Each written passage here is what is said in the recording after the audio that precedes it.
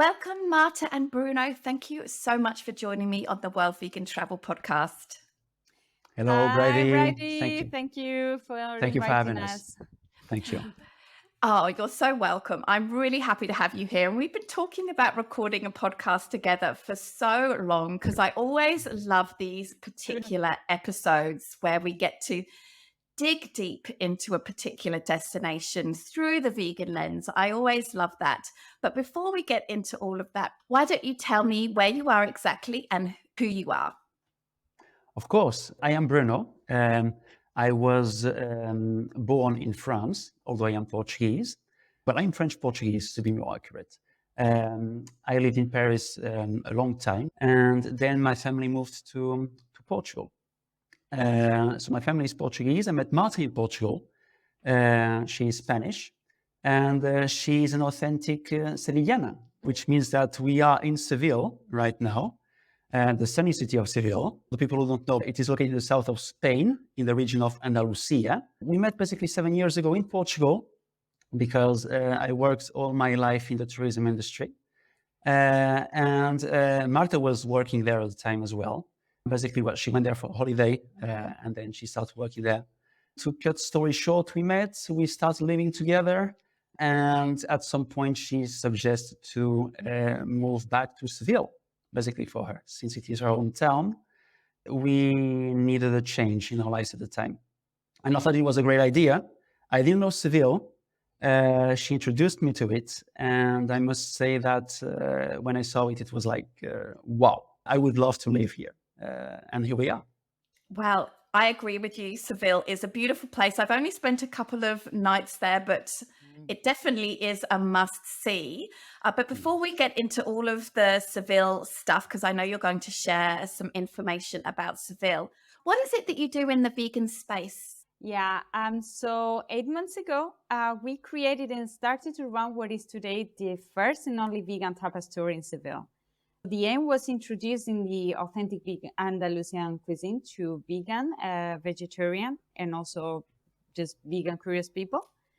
Recently, we have also started to collaborate with other local businesses to offer other types of vegan experiences as well.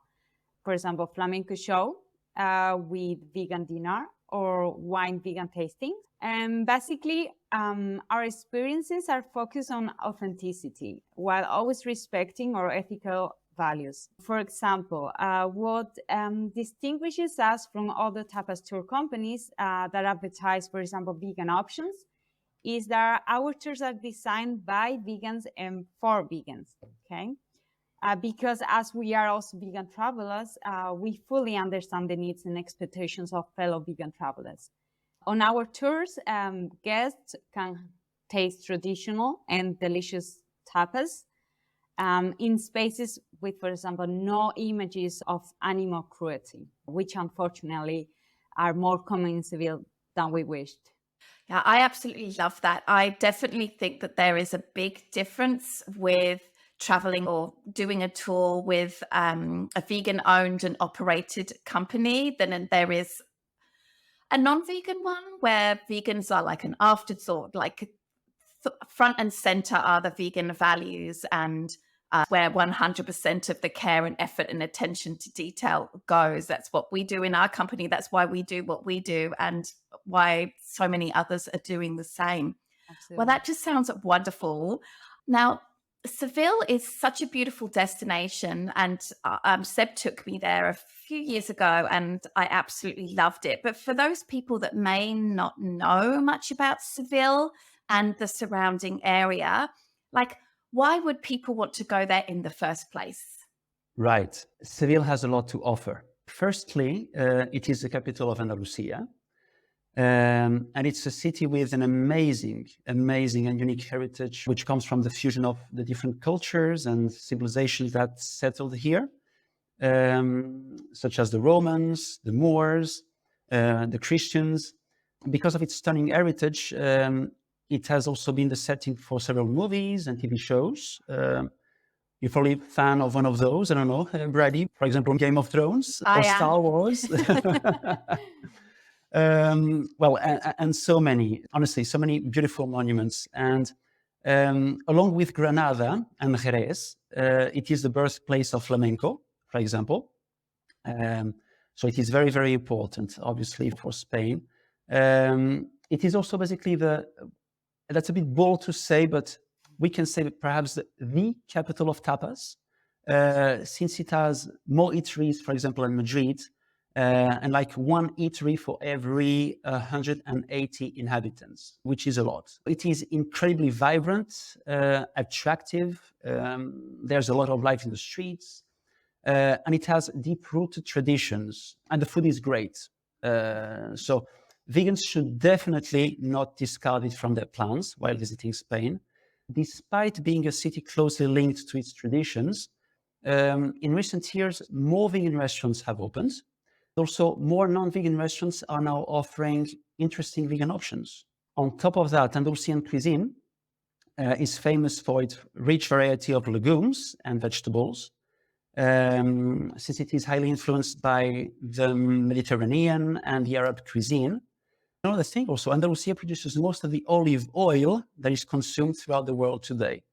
Not everyone knows this, but it is the biggest producer in the world.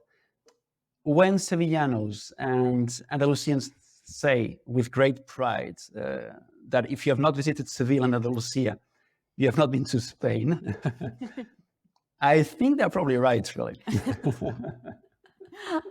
We have actually had a few episodes on our podcast, even about the south of Spain as well, but it's always nice to focus on one particular city.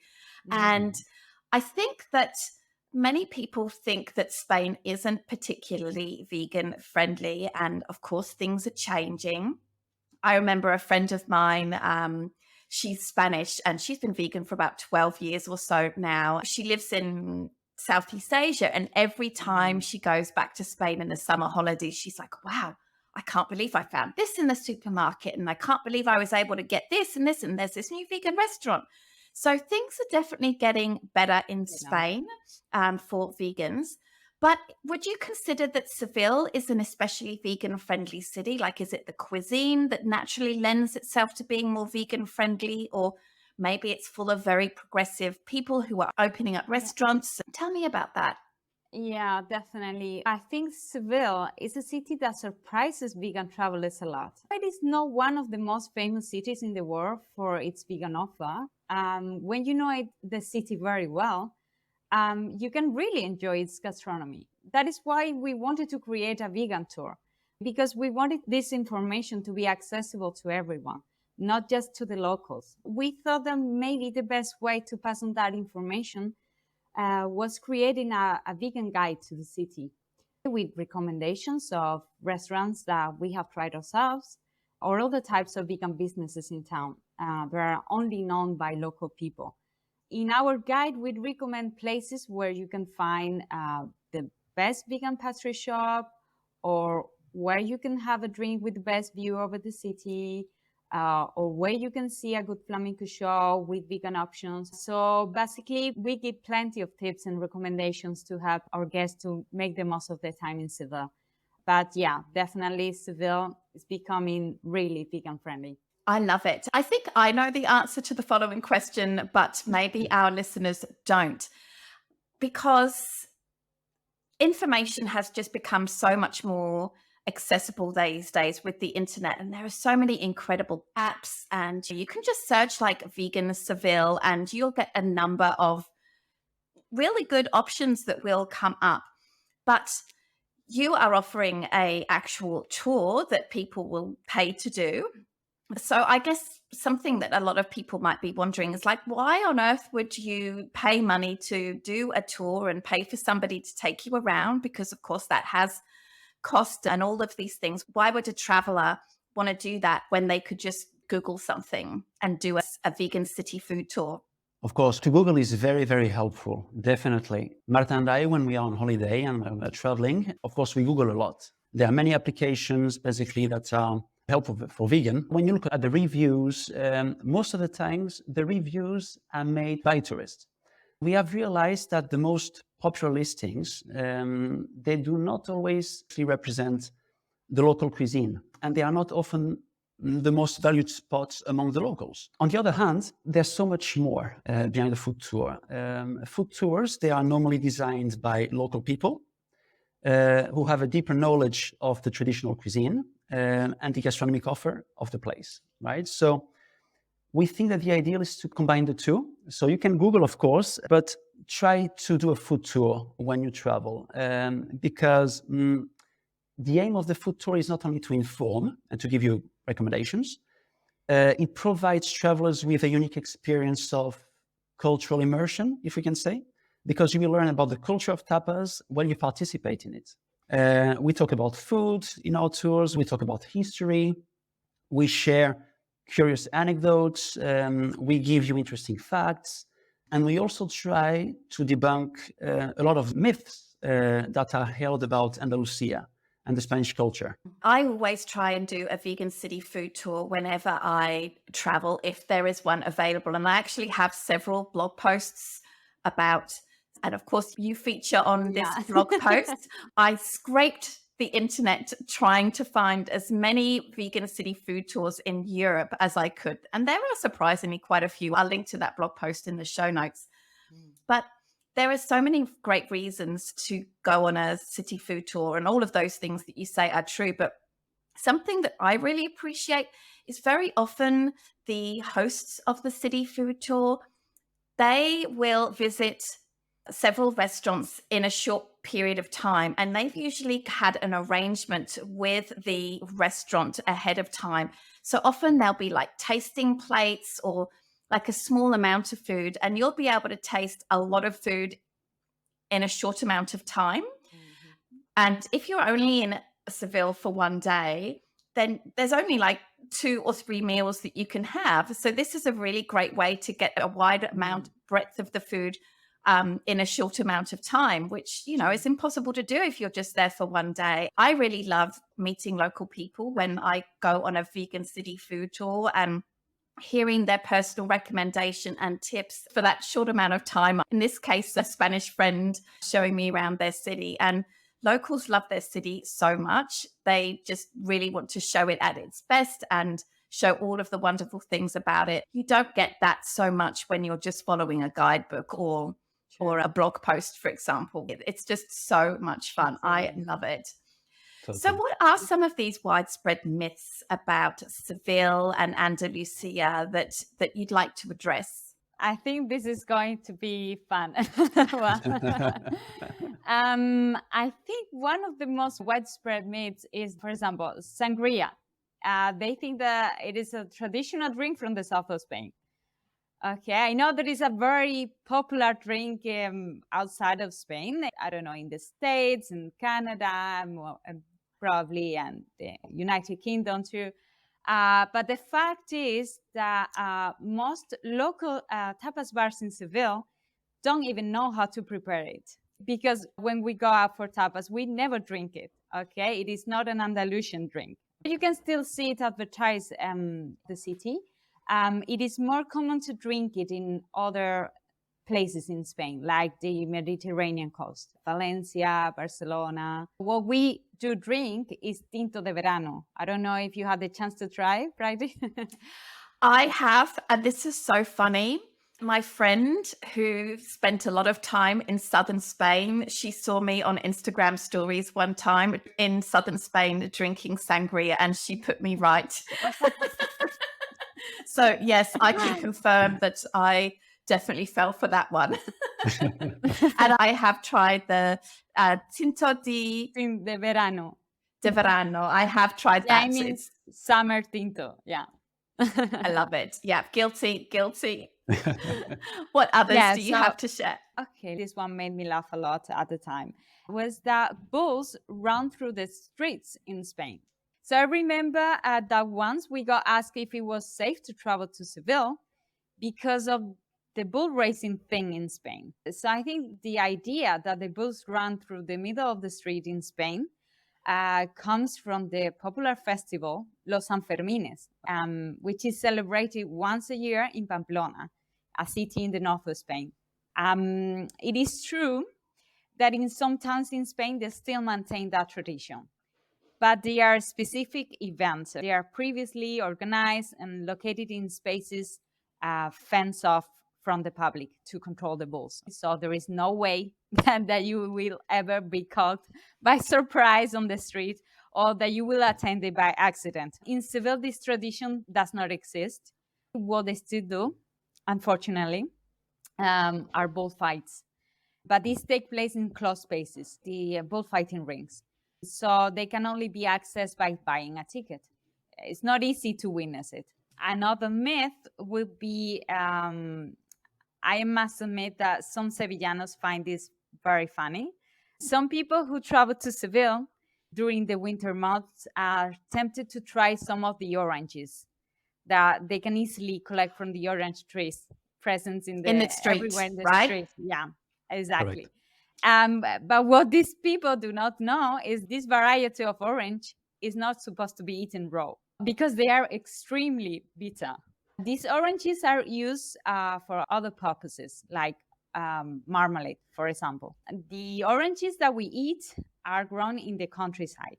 So if you want to eat oranges in Seville, do yourself a favor and buy them in a market. Don't grab them from a tree. Please. Totally agree.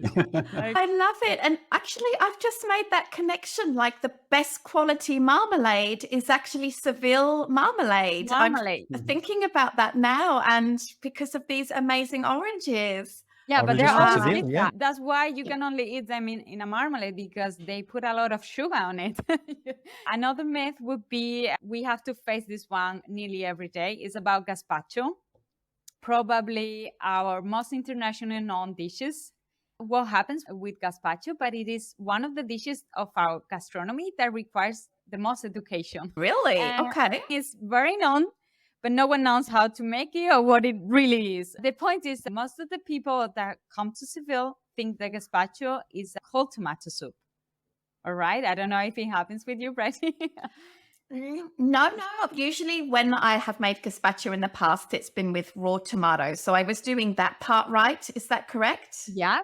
Okay, good. Pleased to Absolutely. hear it. You got that right.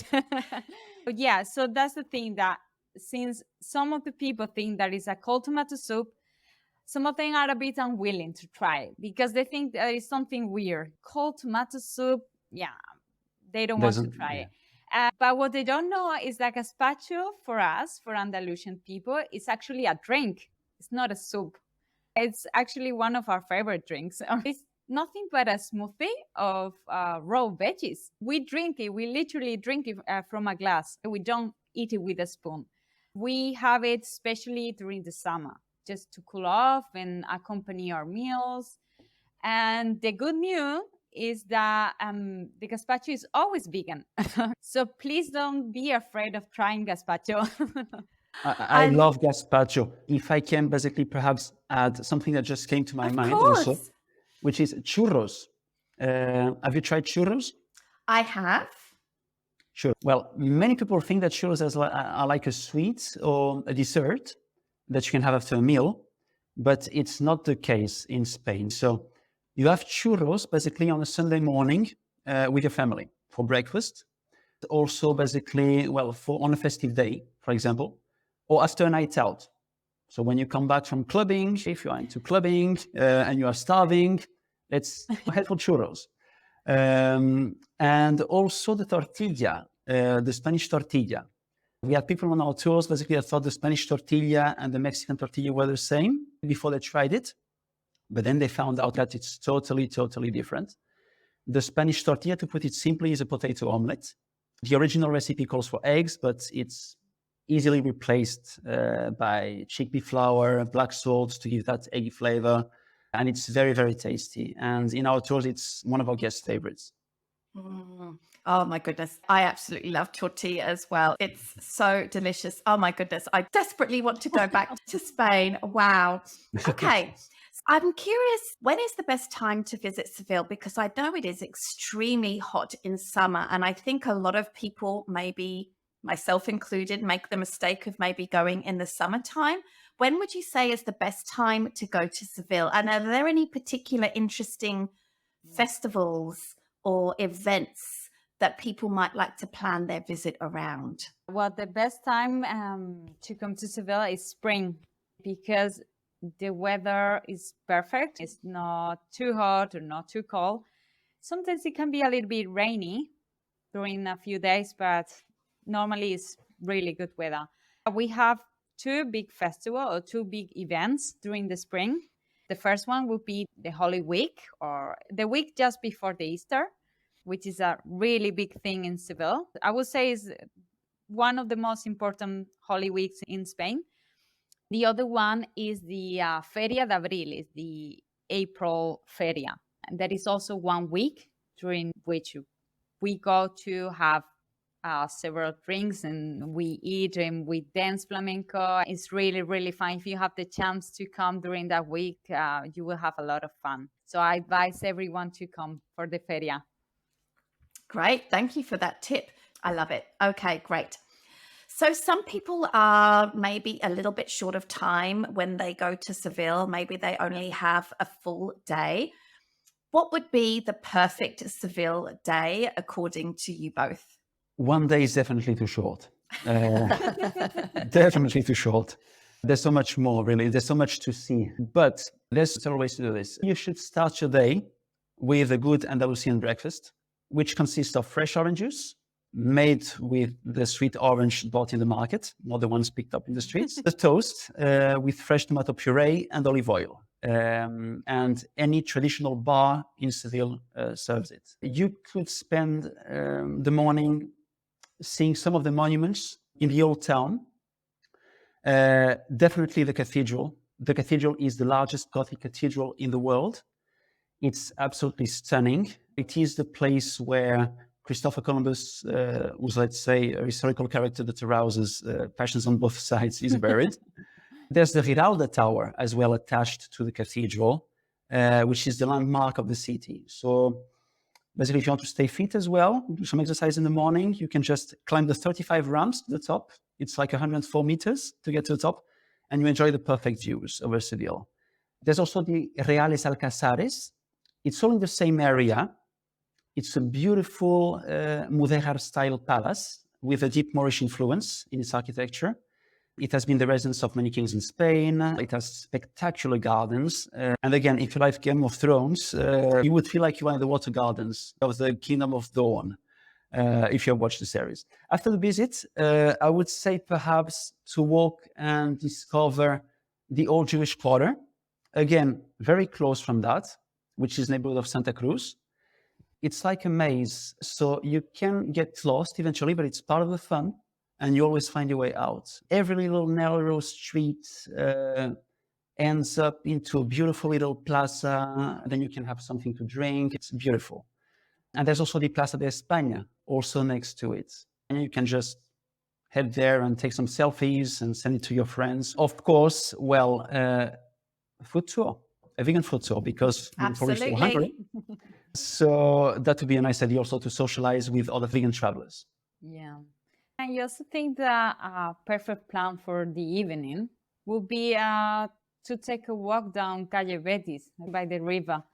Just watch the sunset over the Triana bridge, because I must say that it's definitely one of the best sunsets in Seville. It's really, really beautiful. Then I will have dinner, of course, because you will be very hungry at the end of the day. Maybe just choose one of the many tapas bars or restaurants included in the vegan guide you will get at the end of the tour. One of the things that I like to do the most in Seville, and I think it will be fantastic for ending this list, it would be to just have a glass of wine on one of the rooftop bars near the cathedral, right? Nice. Just look at the majestic Giralda tower lit up. I think it's a very nice experience just to end your day, and that will make you never forget Seville. You have described my perfect day. Wow, there's so much great information. This has been such an informative and fun episode. I cannot wait to go back to Seville, and I will definitely be doing one of your Seville Vegan City food tours. And I'm sure so many people listening to this are definitely going to put it on their bucket list. So why don't you tell us exactly how people can get in contact with you and book a tour with you and learn about what it is that you're doing and keep in touch with you? Okay, the best way to book one of our tours is just to email us to hola@sevillevegantours.com. And if they need to find more information about our tours, they can always go to our website, which is www.sevillevegantours.com. They can also find us on Instagram and Facebook. Okay. Okay. Do you have join-in tours, or do you have a minimum number of people to go, or what's your smallest group, or do you have to organize a private tour? How does that work?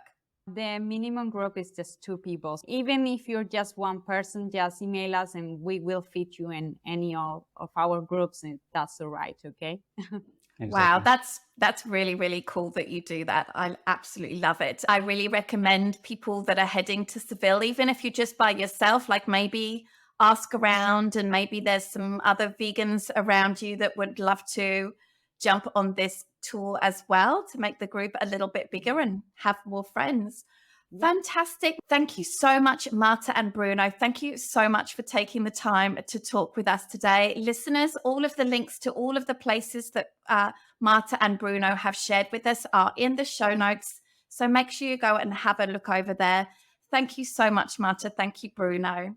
Thank you so much, Brady. Thank you for It was great. inviting It's us. been a pleasure.